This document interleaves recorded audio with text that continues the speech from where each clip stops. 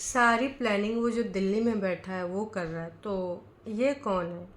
क्या आपको पता है? क्या ये वाकई में बसंती के बहन का लड़का है या फिर कोई और रिलेटिव है? अनीता जी तो ये तक सोच रही थी कि अगर कल को ये बोलती है कि हाँ ठीक है, हमारे भाई बंधुओं से गलती हो गई तो हम जाने देंगे। और इसके रिगार्डिंग उन्होंने अपने बच्चों से भी बात कर लिया था कि कोई बात नहीं, चलो, क्योंकि हम लोग लड़ाई कर किससे रहे हैं। अगर कोई भी बुद्धिजीवी समाज का इंसान होगा तो यही सोचेगा, यार घर के ही लोगों से लड़ रहे हैं आपस में ही, और ये वही लोग हैं।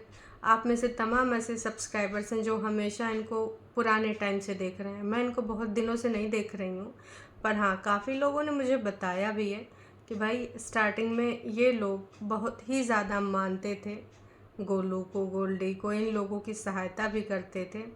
और कल वाले में तो भाई वीडियो में पता भी चल गया कि इन्होंने ही इनको सिखाया है ब्लॉगिंग करना, और ब्लॉगिंग से जब अब 4 पैसे आने लगे तो इस प्रकार की इनकी सबकी हरकतें शुरू हो गई। क्यों हुई, कैसे हुई? वो कहते हैं ना कि कुछ होता है छोटा तालाब तो डुबडुबाया जाता है तनिके से बारिश में, और जो बड़े बड़े झील होते, बड़े बड़े तालाब होते हैं, कितना भी बारिश आए, कितना भी पानी आए, अपने आप में समाहित कर लेते हैं। तो वो छोटे तालाब में से है इनकी सोच कि भाई नहीं, हमको तो ज़रा से लोग जानने लगे हैं। और प्लस वाला, आजकल सबसे ज़्यादा ज़रूरी चीज़ होता है गरीबी कार्ड। हमने ऐसे तमाम ब्लॉगर देखे हैं जो इस समय ना लाखों छोड़ो करोड़ों में होंगे, और वो गांव वाले ही ब्लॉगर हैं। ठीक है, तमाम ऐसे हैं जो आज भी बढ़िया कमाते हैं, लेकिन रोनाकार होते हैं गरीबी का। राजा ब्लॉग्स ले लो, और एक वो बिहार के थे, झारखंड वाले, जो दोनों भाई बहन बनाते थे। सावित्री बहन का नाम था, भाई का नाम मैं भूल रही हूँ। ये लोग आज भी वही गरीबी वाला जीवन दिखाते हैं, हालांकि उन्होंने फ्लैट भी ले रखा है। लेकिन यहाँ पर वीडियो में सिर्फ सिंपैथी खाने के लिए दर्शकों से अपना वही दिखाएंगे, चूल्हे पे खाना बनाना, वही कभी कभी प्याज के साथ चावल खा लेंगे, कभी रोटी नमक के साथ खा लेंगे, और हम तो जी इसी में खुश हैं, ये सारी चीज़ें बोलते रहते हैं। कोई बात नहीं, आप खुश हैं, आपको खुश भी रहना चाहिए।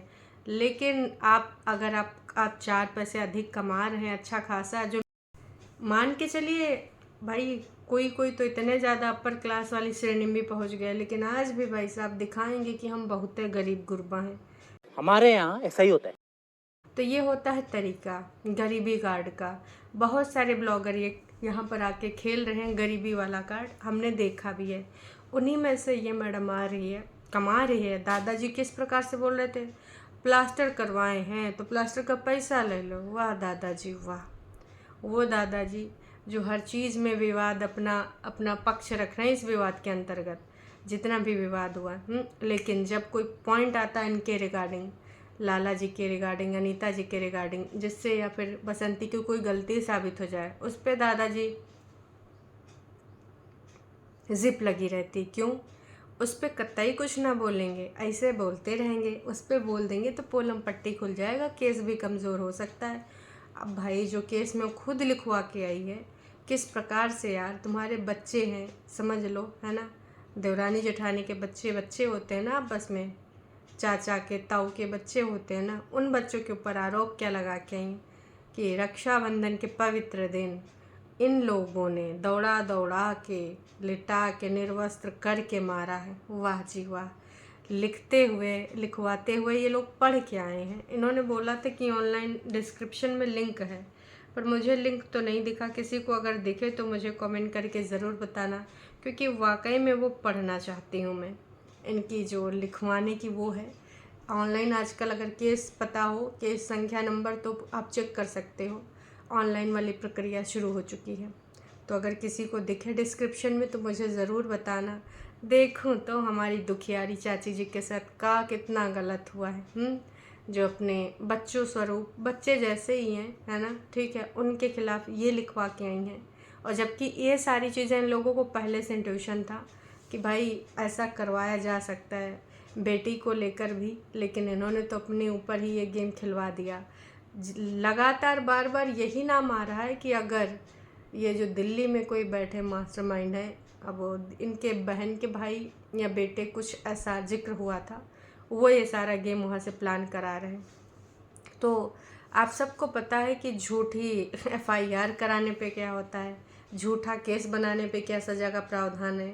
तो एक चीज़ बता दें, मनगढ़ंत काल्पनिक कहानियाँ बनाने वाले को झूठी एप्लीकेशन देकर पुलिस, कोर्ट, अदालत, जिसका भी आप समय बर्बाद करते हैं, 7 साल सज़ा या फिर आर्थिक दंड, मतलब रुपया पैसा आपको जमा करना पड़ेगा अगर आप फर्जीवाड़े वाले कंप्लेन करके पुलिस का टाइम बर्बाद करते। मतलब रियल में हमारे देश में इतने आपराधिक केस हो रहे हैं, इतना अपराध बढ़ रहा है, लेकिन इनके जैसे लोग जो सिर्फ कुछ चीज़ों की वजह से, जलनखोरी, जल कुकड़े होने की वजह से, बदला लेने की भावना से, मतलब खुद तुमने मरवाया बुलवा के, है ना।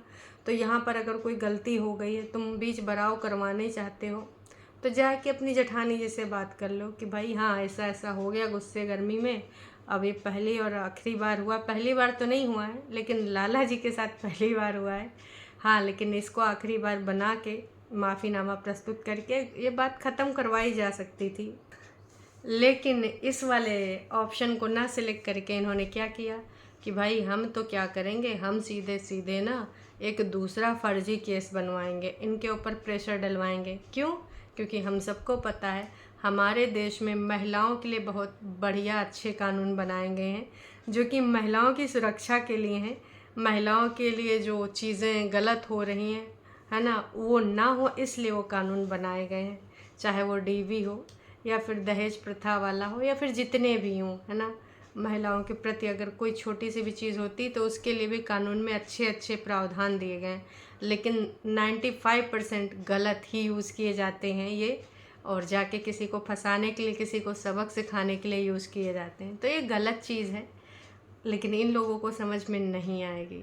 तो भाई मैं तो चाह रही हूँ ये जो साबित हो जाए, और फिर आपको जब 7 साल भाई पैसा दे देंगे, बड़का लोग हैं, जब प्लास्टर का पैसा देने के लिए बोल रहे हैं दादाजी, तो बाकी का भी पैसा दे ही देंगे, है ना।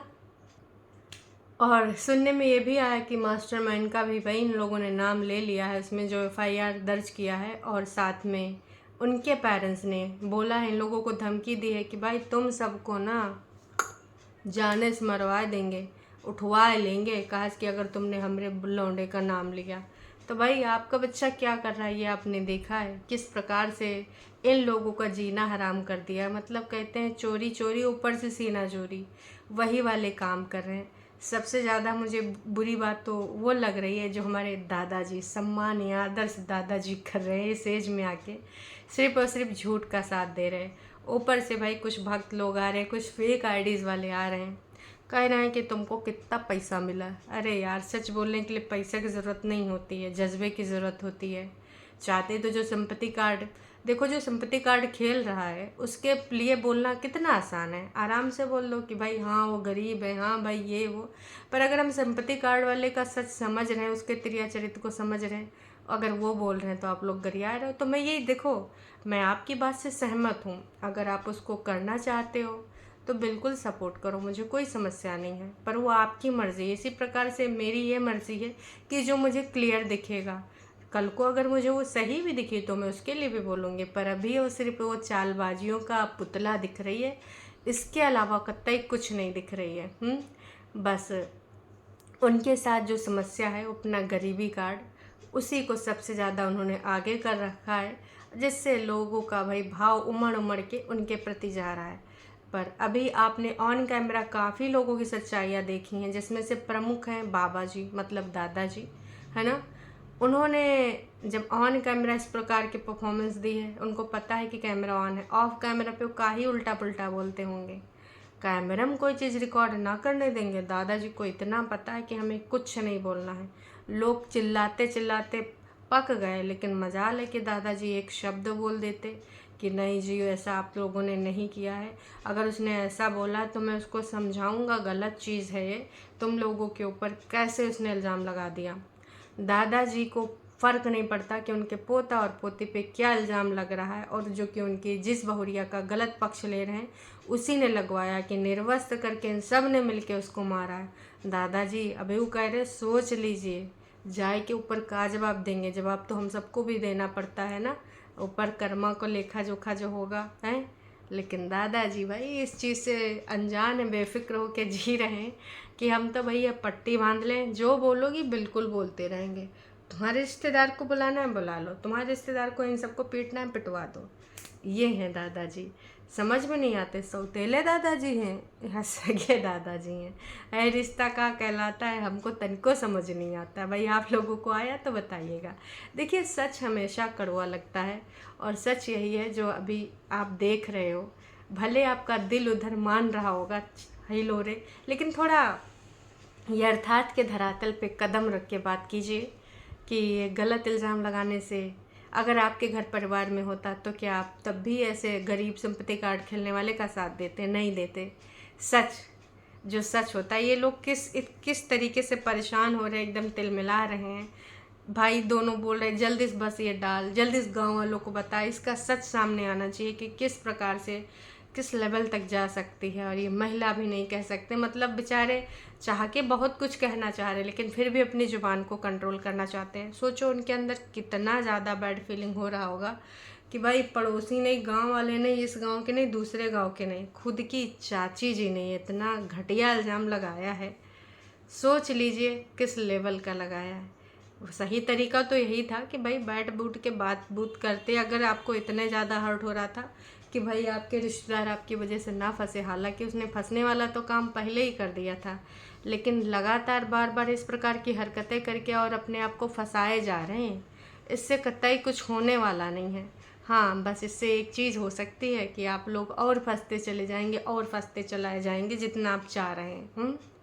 तो सच्चाई दिख रही है लोगों को।